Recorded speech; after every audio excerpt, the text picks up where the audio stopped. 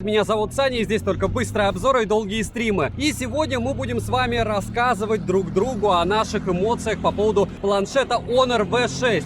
Я его покупал в надежде, что здесь будут Google сервисы. Спойлер, их нет, но и мучиться, чтобы их установить, попытаться я не пытался. Почему? Потому что АПКшка не встала, все остальное мелочи жизни. Зачем извращаться с тем, что завтра могут заблочить? Мы же не думали, что Mac уйдет, а он ушел. Но это лирика, не лирика, то, что нет на канале ни новостей, ничего такого, ни политики. Единственное, OnePlus 10 Pro, MirPace сейчас расплачивался, сегодня у нас 13 марта, все великолепно, проблем нет, я думаю, и не будет. К чему это? К тому, что сам планшет просто топовый, играть в него кайфово, внешка у него отличная. Huawei-хоноровских девайсов я закупил, наверное, штук 12 суммарно, поэтому часть из них уже была на обзоре, и в перспективе их еще будет много. Почему? Потому что там Harmony OS, и если позавчера я кричал «Ужас! Что с этим Harmony делать?», сегодня я кричу «Ура! У нас есть что-то кроме iOS». По поводу девайсов. Пишем, чтобы вы еще хотели увидеть на обзоре. Обязательно будет ROG Phone 5 Pro, который я купил. Разумеется, будет Xiaomi 12 Pro на глобалке, вопреки всему, несмотря ни на что. Я уверен, что будут те, кто смогут его приобрести. И все будет еще в перспективе, наверное, месяца 2 из свежего.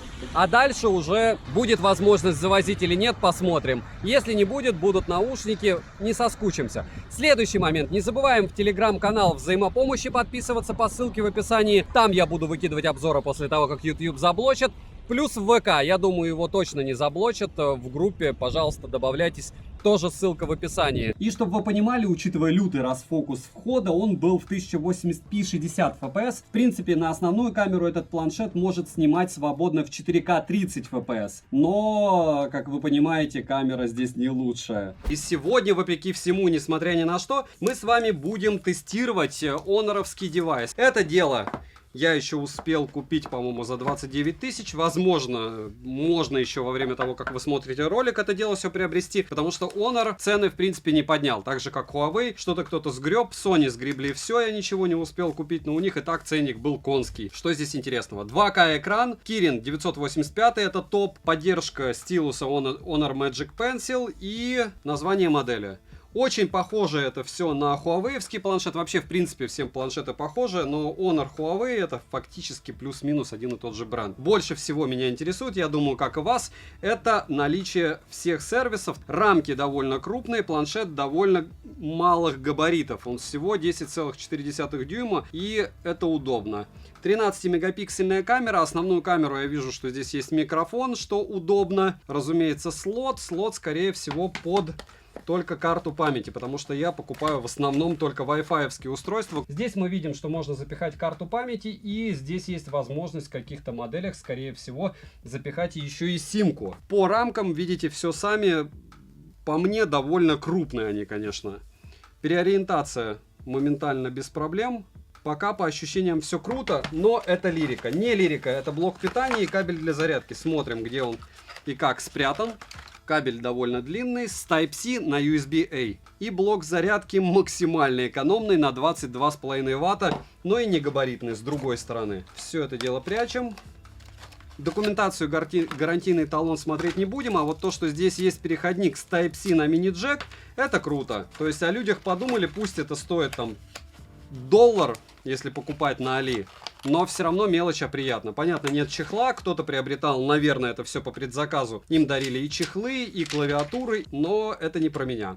471 грамм, весит 484 грамма, называется «Найдите внешне 10 отличий», да? А отличий как раз много, даже по блоку камеры мы видим, что Huawei другой. Хотя, опять же, расположение кнопок, расположение динамиков практически идентично, но это чуть-чуть другой планшет. Аналог вот этого планшета от Huawei у меня на руках, он стоил дешевле, притом значительно, на процентов 30.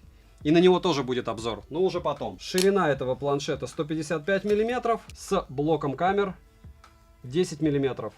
Без блока камер 8 мм. Оцениваем, смотрим, пишем, интересно вам это дело или нет. Планшетов еще несколько у меня, яблочные тоже. Смотрим. Розыгрыши моря. Читаем описание, какие сейчас актуальны. Постоянно это 5 Mi Band 6 серии. Разыгрывается за лайк, подписку и комментарий к любому видео. Подписывайтесь с колоколом. Перейдем же к планшету. Поставляется данный девайс в черном и сером цвете. Тыльная часть выполнена из оргстекла, а рамки из пластика тактильно хорошего и приятного. Но материалы марки и отпечатки остаются в принципе моментально. Дизайн минималистичный, как и у Huawei Mate 11. Кстати, на Huawei MatePad 11 вы можете посмотреть обзор по ссылке в правом верхнем углу. В руках лежит этот планшет Honor также удобно. Печатать в вертикальном положении двумя пальцами тоже удобно, но хочу отметить, что под него продается клавиатура. В магазинах она стоит космос, но на Авито можно приобрести без проблем, притом в раза 2 дешевле. А вот стилус под него заряжается через пень-колоду, отдельно через кабель и подставку, и лучше его по мне вообще не приобретать с такими-то подходами. На корпусе расположена кнопка питания, качель регулировки громкости, разъем USB Type-C версии 2.0, что неудивительно и нехорошо, 2 микрофона, 4 стереодинамика, звучание мне понравилось, очень-таки качественное. К сожалению, не завезли нам мини-джек, что является минусом, но есть световой индикатор, который показывает заряд аккумулятора, что является плюсом. Такие разные плюсы и минусы, но все равно. Кнопки особо не люфтят, и сборка меня устраивает. Летим дальше. Планшет имеет дисплей на 10,4 дюйма IPS с разрешением 2000 на 1200 точек, 2К, плотность пикселей 225 ppi, пиковая яркость 430 нит, на солнце яркости не хватает лично мне. В помещении даже при ярком освещении в принципе яркости достаточно. Картинка на свою стоимость, но вау-эффекта я не ощутил, опять же после iPad Pro. Частота обновления экрана скромная 60 Гц, автояркость работает прекрасно, быстро адаптируется под смену освещения. Под разными углами тон картинки бросает в холодный оттенок. Скроллинг плавный, но за время использования пару раз наблюдал я подвисание. Многооконный режим на борту. Далее мультитач, конечно же, есть и берет все 10 пальцев. Разблокировать экран можно при помощи распознавания лица, которое можно завести до 5 раз, что круто. Распознавание лица срабатывает стабильно быстро. Рамки у экрана стандартные для планшета. Летим дальше. Процессор Kirin 985 с техпроцессом 7 нанометров и 8 ядрами. Максимальная тактовая частота которого 2,5 ГГц. Графический процессор Mali G77, интерфейс Magic UI 3.1 и Android 10 версии. Хотя можно было бы уже и 11 поставить. Поддержки Google сервисов, к сожалению, нет. Через костыли устанавливать можно, но я вам не рекомендую, потому что это то еще извращение. Простых способов нет. Оперативная память LPDDR4X на 6 ГБ, внутренняя память UFS 2.0. Медленная на 128 ГБ, но у этого планшета есть свои плюсы, о них вы узнаете позже. Имеется поддержка высокоскоростного Wi-Fi 6 версии плюс, звучание при разговорах через планшет отличное, микрофоны отрабатывают хорошо. Вибромоторчик не топорный, но и не топовый. Настроить силу вибрации, к сожалению, нельзя. NFC, конечно же, не поддерживает. Bluetooth версии 5.1. GPS-тест показывает точность 4 метра при условии, что рядом есть высотки. Далее, емкость аккумулятора 7250 мАч. В PC-марке выдал скромные 6 часов 57 минут и осталось 20%. Тест я проводил на максимальной яркости. Заряжается он с 0 до 35% от родного адаптера питания за 30 минут. Полный цикл зарядки занимает 1 час 50 минут. Поедает он за час просмотра видео на YouTube на максимальной яркости по Wi-Fi 12%, что довольно неплохо. За час игры в Genshin Impact улетает 20%, что тоже отличный показатель. Играть на высоких настройках графики комфортно. Первые пару минут, правда, долго прогружается, но, видимо, потом идет разгон. Изредка появляются фризы, а в паб играть можно без проблем, что было и так очевидно. В целом, использовать его для игр можно, плюс еще народ подключает, разумеется, всякие геймпады под него. Что мне понравилось особо в этом планшете, так это режим рабочего стола, который по мне удобный. И круто, что он здесь вообще есть, хотя многим кажется, что иконки маловаты. Мне удобно. Перейдем к тестам. Тротлинг-тест прошел очень хорошо. 247 гипсов минимально, максимально 254, в среднем 251 гипс при 100 потоках на 30 минутах. В Geekbench выдал в сингл-коре, внимание, 3174, в мультикоре 9551, просто космос. 3D Mark показал Wildlife 213, Wildlife Extreme 756, Wildlife Stress Test 2056, Wildlife Extreme Stress Test 764, Slingshot Extreme 4724 и Slingshot 4702. Вантуту выдал 445 тысяч попугаев, Storage Test удивил и выдал результат в 32 995. На холодную 45-минутный стресс-тест прошел стабильно, результаты вы видите на экране. В тыльной части находится блок с одним модулем и LED-вспышкой. Основная на 13 мегапикселей. Запись видео доступна в максимальном разрешении 4К 30 FPS. Также доступна 1080p 60 FPS, разумеется. Фронтальная камера на 8 мегапикселей находится в рамке. Ее очень заметно, вдобавок она больших размеров. И у нее максимальное разрешение для съемки 1080p 30 FPS. Цифровой стабилизации нет, как и, конечно, нет оптической стабилизации. Камера у данного планшета не сильная сторона, но показали они себя относительно хорошо. Для звонков через соцсети подойдут. Короткие примеры вы сейчас увидите. Любят многие блогеры небольшой тест 4К 30 уже FPS.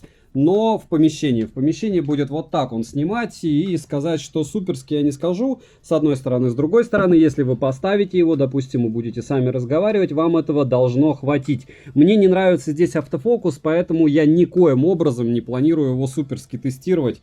Да и вам особо не советую. Это для домашнего использования на штативе. И желательно сильно много не двигаться. Максимум 10 минут нон-стопа съемки в 4К 30 FPS. Ограничение здесь стоит.